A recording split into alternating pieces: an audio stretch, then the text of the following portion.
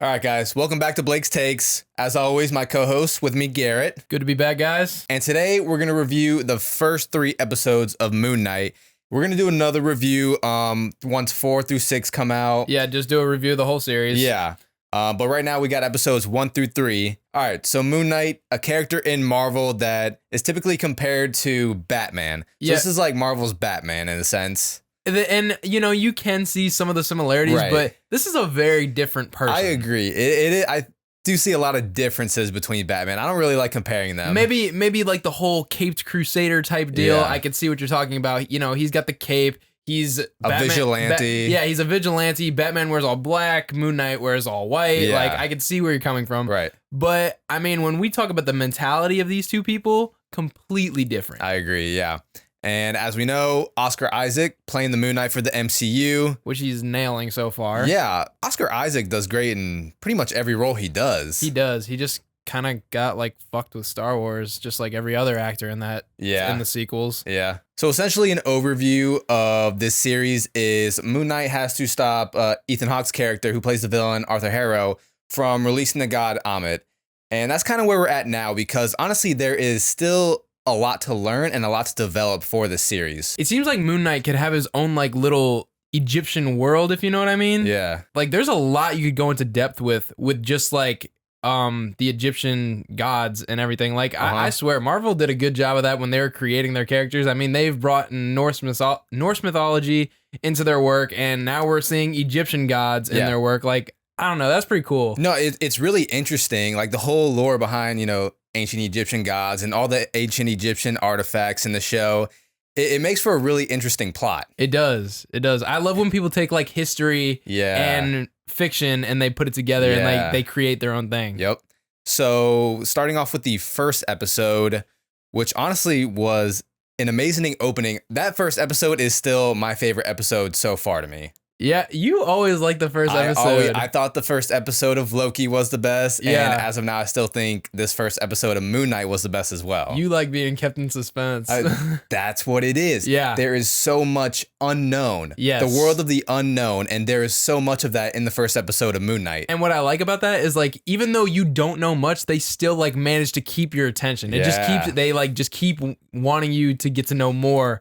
And it just keeps your eyes glued to the screen. Does. I mean, think about how much unknown there is. We don't know who this other personality is yet of Stephen Grant. We don't know who Mark Spector is yet. We don't know why he's seeing these things, why, he wakes up and he's in a different day. Yeah, why he has a sleep disorder, like this entire thing. Even the fight scenes are still in the realm of the unknown. Yeah, like, I mean, you didn't even get to see any of the fights. Like, it was literally just him blacking out and him waking up with blood on his hands, and all these people dead around him. And I honestly kind of enjoyed seeing that more than seeing the actual fight. No, I could agree with you on that. It was because it makes your mind wonder, like, damn, what could he have done to these people? It makes your mind go to a darker place. Yeah, like you don't know exactly what happened, and so your mind just like kind of assumes the worst. Yeah, exactly. Like it was probably like you just think like, oh my god, that was probably like the most gruesome massacre ever. Because Moon Knight is one of the darker characters for the Marvel comics. Yeah, and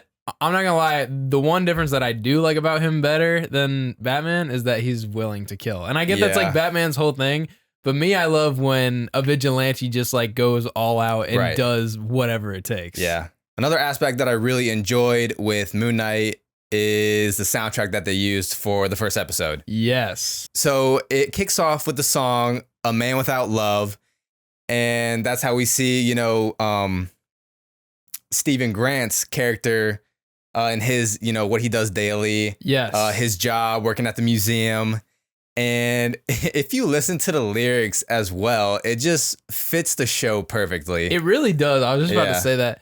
There's even like mentions of like there's moon in the song. Yep. The word moon is in the song. And every day I wake up and he's like, I don't know, just like it does fit very well. It does. It fits because it's a pretty depressing song when you listen to the lyrics, but has very, positive tones to it. Yeah, yeah. And then not to mention was "Wake Me Up Before You Go." Oh yeah. when he's in that car chase scene. Oh yeah. When they first see the mercenary. Mm-hmm. And then the score sounds pretty damn good as well. That score that we hear at the very end of the episode when we first see Moon Knight's costume. Pretty badass. It is. Now, let's talk about the costume because there has been some flack of it being all CGI. I see that too. Like, I mean, and what does bother me is there's definitely some scenes where I could have seen like a practical use one looking way better. Yeah. You know what I mean? And I get like why, especially because he's summoning the suit now. Exactly. That is one change they did make from the comics is like the suit is something that he can just like call upon and have it ready to go. So, and honestly, I do like that change. It gives it like a much more mystical aspect. Yes, exactly. Because like you said, more mystical. You can't, and you look at the way the suit looks, it's almost like he's mummified. Yes. You can't, that would take forever to put on like a suit like that. Yeah, I mean, boy, you wouldn't actually mummify your guy. You would have like that style, and then he just like slips it on. Still, it just wouldn't be as practical as what they're doing now with it. But yeah, like I said, I could definitely see where it bothers people. But if you see the things that he does do with his suit, it would be very hard to switch between CGI and practical at the same time. Like when he makes that jump and his cape comes out in a perfect moon shape. That was really cool. It was really cool. Can't do that with a practical suit. I mean, that's just one example. I think it's just easier for them instead of switching back and forth. Absolutely. I mean, do I like practical suits better? Yes. But it makes sense why they would do it the way they are now with the CGI. And also, not to mention, maybe they did try to go for a practical thing where they didn't have to use CGI every time, but they couldn't get it to like match very well. You know what I mean? Like you would be like easily able to tell the difference between scenes, and that also throws people off when, you know, you can obviously tell when it's CGI and when it's a practical suit. But then again, it just goes back to the main point of the suit. He is summoning it from Khonshu, so it makes sense. So then second episodes kind of pulls back more layers of the onion, and we start to learn, you know, about Mark Spector. We learn about his wife Layla, and we see Mark Spector talk to Steven a lot more. A lot more, you know, and we also get more background between Harrow and, you know, why he's doing what he is. Exactly. Yep. And what that beetle, what the scarab really was. We get a lot more of the ancient Egyptian lore in that episode. And we got to see like more of Harrow's power, which was cool. And speaking of his power, Steven is the only one, or Moonlight is the only one who's seeing these beings. That's freaking wild. Yeah, it is wild because anyone can get hurt by him, but only he can see them. Yeah, because I'm watching the fight scenes and I'm like, okay, these people are totally oblivious to the fact that there's like a 10-foot tall monster right next to them, and it can like affect the outside world. But you just can't see it. But yeah, going back between seeing more of Mark Spector and Stephen Grant and them actually conversing with each other. Now, here's another thing that I've seen a few people complain about is, you know, Stephen Grant, the one in this show, is not really the Stephen Grant that we have in the comics. In the comics, Stephen Grant is billionaire, intelligent person. But I really do like the Stephen Grant that we're getting, because to me, this Stephen Grant, you know, it offers more inner conflict with Mark Spector and, you know, the other personalities that we may see. But yeah, and I'm sure the Stephen Grant, you know, in the comics, like, has already like figured this out with the whole Moon Knight life and sharing his life with like separate personalities. So, I mean, and also like being Moon Knight and Mark Spector and everything is definitely going to get in the way of having like an ordinary life, which is like what I think they were trying to show by like having him be like an everyday person. You get what I mean? It definitely causes a lot more struggle. You're a billionaire. You can do what the fuck you want. No, and I mean, for a show's perspective, in a comic, I feel like you can get away with more of that, but in a show, you do need a bigger conflict for you know, a greater reward. And some more grounded people too. Yeah, for sure. Like, Tony is already our billionaire in this universe. So I feel like they just weren't trying to do that twice. Exactly. And with what comes with Stephen Grant is Mr. Knight.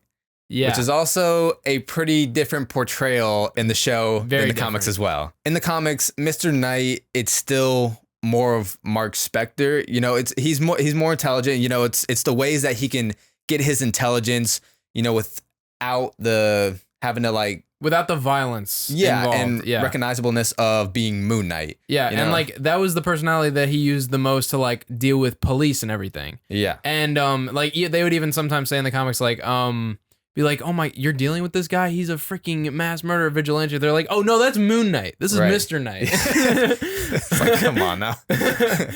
But as we see in the show, Mr. Knight is kind of more of like a comedic relief. Yeah, yeah. But it's literally just like Steven. Yeah. But he's got some super strength. Yeah. And he has access to Khonshu's powers. Yeah, yeah. But I did enjoy it. Yeah, no, honestly, like I feel like going into this blind is actually probably been the best thing. Like, because, you know, Moon Knight is not the most well-known character. True. And, you know, personally, I didn't know too much about him before this show came out. Yeah. So, and I think that was like kind of a good thing because what I've seen, like, I don't really have to compare it to the comics, but I've just liked what I've seen. Yeah. When you have a show, when you have a TV show, you got to throw in, like I said, more conflict in there within these characters. And if you had Mr. Knight, who was more of like a Mark Spector or Moon Knight as well, then it's just going to be Steven's character against all three of them. Yeah, no. It doesn't really make sense. I like the balance that they're finding. Exactly. So episode 1 kind of left us in suspense with the suit, where we only saw like that split-second suit shot at the end there. Yeah. And very brief glimpses of Khonshu. So episode 2 definitely brought more, like you said, it gave us more background. So we definitely got to see a lot more of the suit, which was cool. We got to see some good action scenes with that, and more of like who Khonshu is.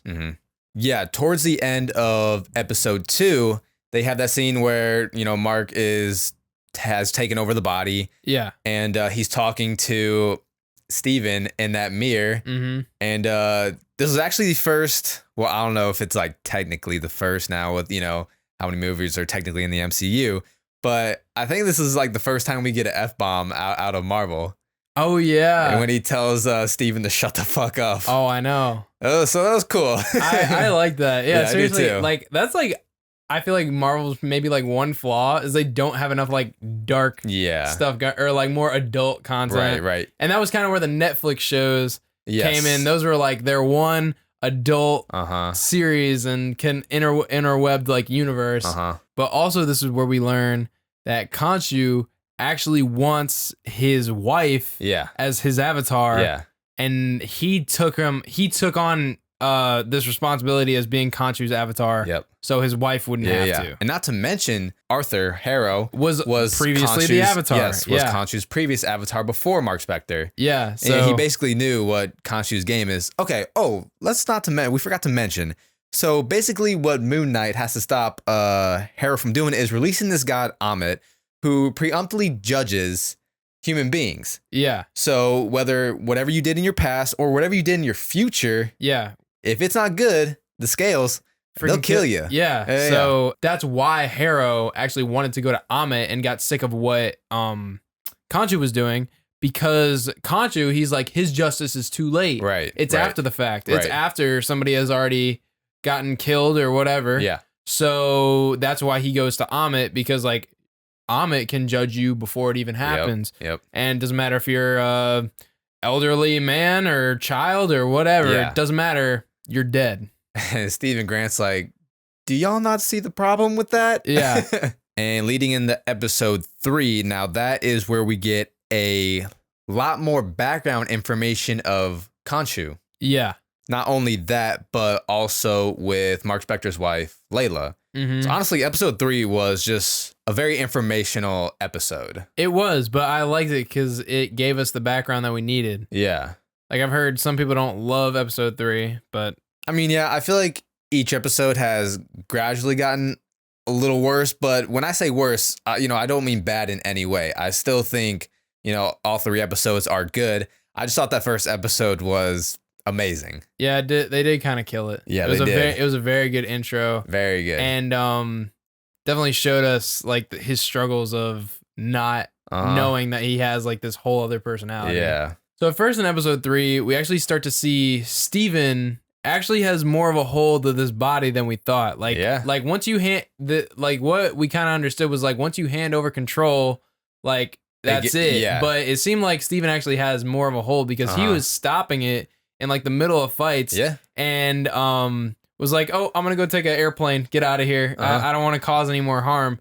And so every time a fight got interrupted, we kept thinking that it was Steven doing it. Yes. Until that one time. Yep. Mark wakes up and he's covered in freaking. He's surrounded by bodies. He's stabbing someone. He's stabbing somebody. Yeah, and surrounded by bodies. Surrounded by bodies. Yeah. And so that was another little mystery they just threw at us. That there's another personality in here that we don't know about, and who's a vicious killer. So the speculation for that third personality is Jake Lockley. Yeah. And Jake Lockley is a cab driver who isn't afraid to get his hands dirty to get the information that he needs. Now, in the comics, Jake Lockley also wears, a cab driver hat.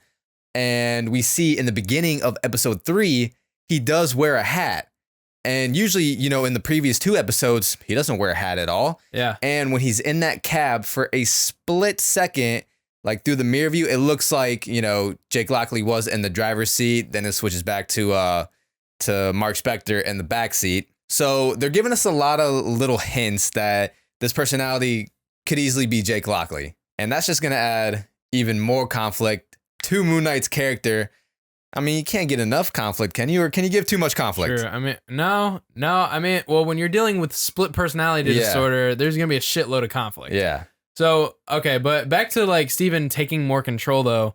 This episode, we actually start to get to see his usefulness. We do. Because, so Mark Spector, he's the fighter. He's got all this, he's got all these skills that you need, like in a fighting situation. Yep. But he's not the smartest guy out there. No. But Steven knows his shit about Egyptian history and mythology and everything, and about the gods and all that. Yes. So we definitely got to see him play his role a lot more. And figure out some of these puzzles that they needed to know in order to figure out where to go to stop Amit from being risen. Yeah, and I love that we got to see that. And it seems like Layla, Mark Spector's wife, loves to see it too.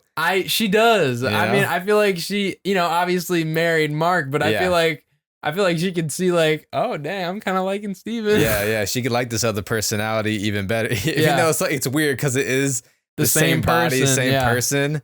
But completely different personality, and seems to treat her better. He definitely does. Yeah. But yeah, definitely love that we got to see that usefulness. Because even when Khonshu is showing Layla and Moon Knight, his history and why he was casted out by the other gods. Yeah, no, this definitely shows how Khonshu is like definitely the outcast of gods. Like he's on thin ice with them, right? And we saw that when he did the whole thing with blocking out the sun with the moon, like an unscheduled solar eclipse. Yeah, they're like, you manipulate the sky like that one more time and you're done. Yeah, but it turns out they needed to later to figure out where to go because the stars drift over time. So 2,000 years. They need to go back 2,000 years in order to figure out where to go. And I would say that'd be cause for concern for the gods and like exposing them. So they locked him up the same way they locked Amit up, actually. Right, they imprisoned him. Yep, just like they did to Amit, and now he's like now he's just an idol. Yep. And I'm glad you brought that up because this is going to bring up a great test for Moon Knight because like you said before, he summons Tetsu, he gets his powers from Khonshu. Yeah. And I didn't really realize how mystical his powers were until that fight scene in the 3rd episode when he's getting stabbed everywhere and he's fine, which I don't really like that. I didn't really like that. I get it because it is very mystical still at this point. Yeah. But I was like, this kind of seems OP right now. You thought he was more human than that? Yeah. Yeah, no, I was very amazed at his durability in that fight, for sure. So now, with Khonshu imprisoned and him not able to... He can't access Khonshu's power now. So now he's just a guy. Yes. So I'm really, really excited to see now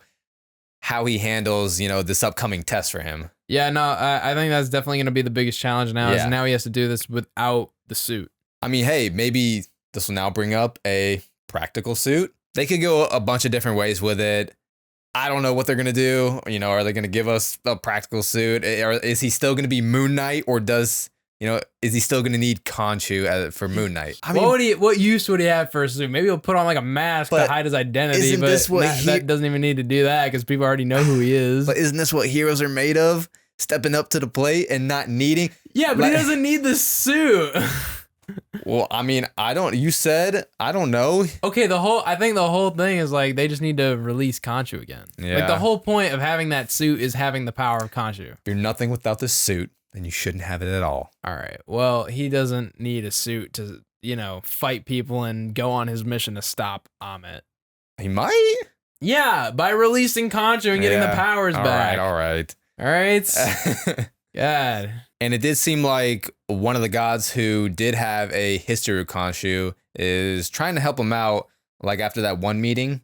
Yeah. In the goddess temple of music and love, right? Yeah. Something like that. Yeah. So it seemed like she was giving him some tips, Maybe she could help release Khonshu. Maybe. I could definitely see that. The gods were pretty easily convinced that what Harrow was doing wasn't even bad. Well, not that he wasn't even doing that, that Mark Spector was lying, because this man is unwell. Is it really hard for like all-seeing gods to prove themselves? Like, Jesus Christ, we saw Khonshu move the freaking stars, and you're telling me they can't do some simple investigative work to see what he's actually doing? Yeah, that was a very short trial. I know. I was like, bro, what the fuck? Would y'all if what he's being accused of is actually happening, you might want to look into it. Yeah. That's a big fucking deal. There's a reason he's being accused. You might want to look into it. Seriously, a little harder. Do more than just have this little trial and this little he said, she said. Like, dude, do some investigative work if he's actually going to release this god that's going to fuck over the whole world. Jesus. Another scene that was really cool in episode 3 to me was when Mark Spector and Layla were at that art collector's palace, Anton Mogart. But his character in the comics plays Midnight Man. You can guess is a thief of art who collects art at around midnight. In that scene, that was like the first time where Mark allowed Steven to actually help him out. Yeah. He didn't let him take over the body, but he's like, all right, please help me out here. Yeah. And he almost didn't do it because he was like, give me control of the body. And I was sure, I'll help you out, no problem. But that would have completely blown the cover. It definitely would have, yeah. I mean, Steven's even though it already kind of got blown, but Steven's obviously not very good at like covert work. Yeah. And then also, they easily ran into trouble right after that. So what would Steven would have just had to give the body right back. He's like, or at least he might have tried to fight them, but he sucks at it. And Anton Mogart does say something to Layla's character about the passing of her father, like Moon Knight or Mark Spector was involved. Yeah.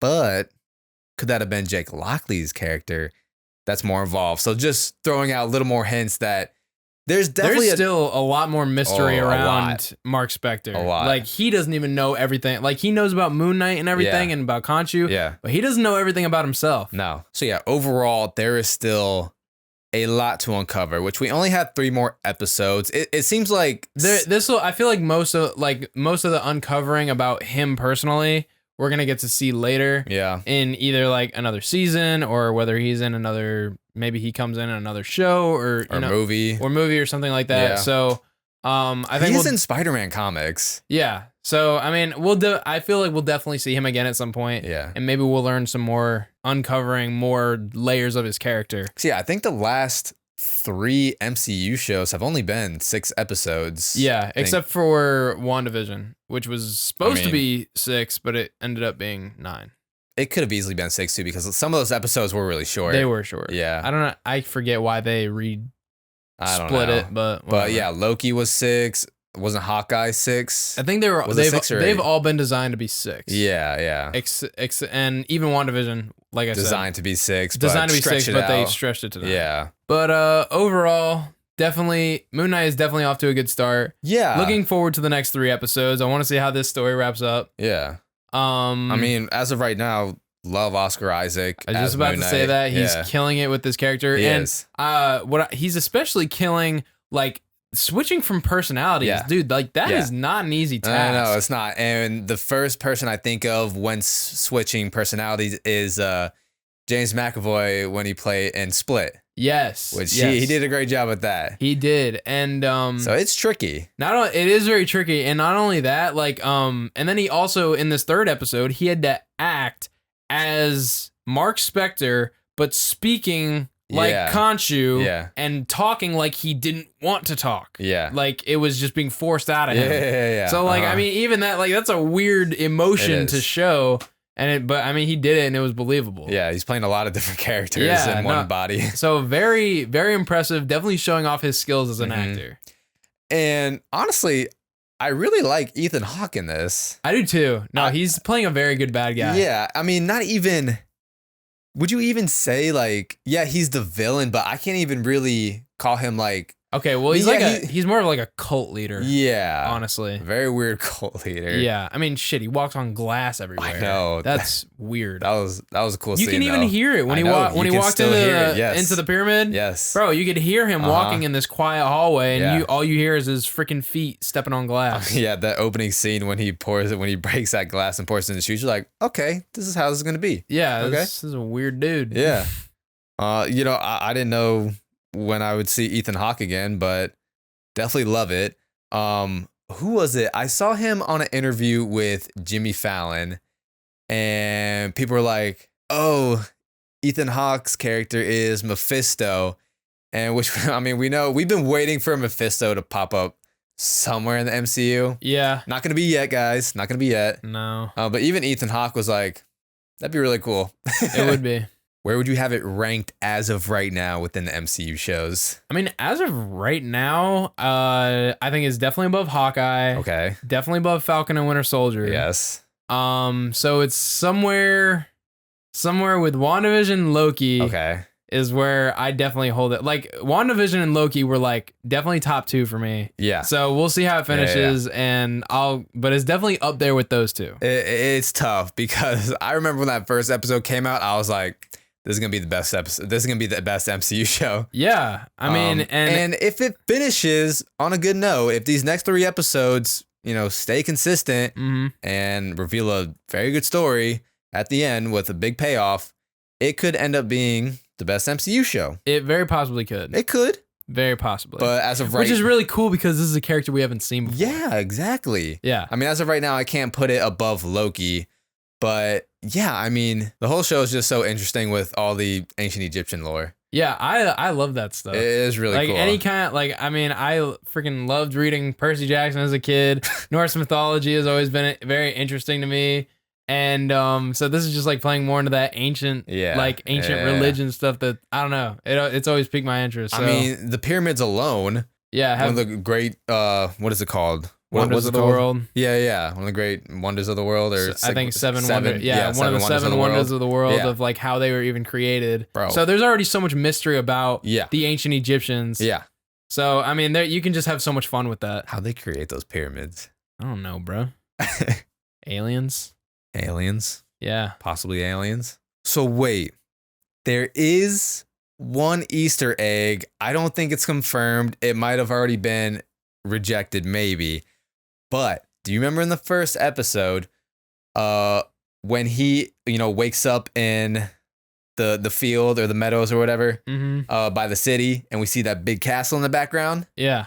And then when he's in the ice cream truck and that car chase, we see just the words on this paper behind him in the truck, Von Doom. Yes, it does say Von Doom. Okay. And people are like, whoa, is this acknowledging Victor Von Doom? It very easily. Okay, there's no way that was an accident. I mean, Von Doom on a piece of paper. It said Von Doom on a piece of paper. Okay, that's definitely a nod. That's definitely an Easter egg. And we saw that big ass castle in the background. Okay. I mean, castle, that could be anything. It could be. The fact that it literally said Von Doom. Yeah. Come on. Yeah. Marvel wouldn't do that on accident. If you look back, because I went back and looked, because I didn't know if it was like fake or whatnot, but I went back just for that, and I paused it right at that moment. It did say Von Doom. I could believe that's definitely an Easter egg for Victor Von Doom. I want to see Victor. Victor Von Doom is like... He's a cool-ass bad guy. He's one of the biggest Marvel villains. Yeah, he is. And we don't have him in the MCU yet. We got him, He's already been fucked up twice. Yes. Bro, that would be badass. That'd be a very cool bad guy to see. Yeah. Done right. Yeah, it would. Because we are getting Fantastic Four. That's confirmed. Yeah. All right. That's for another day, that whole Fantastic Four. Overall, very positive review for the first 3 episodes of Moon Knight. I'm excited to see how it finishes. Me too.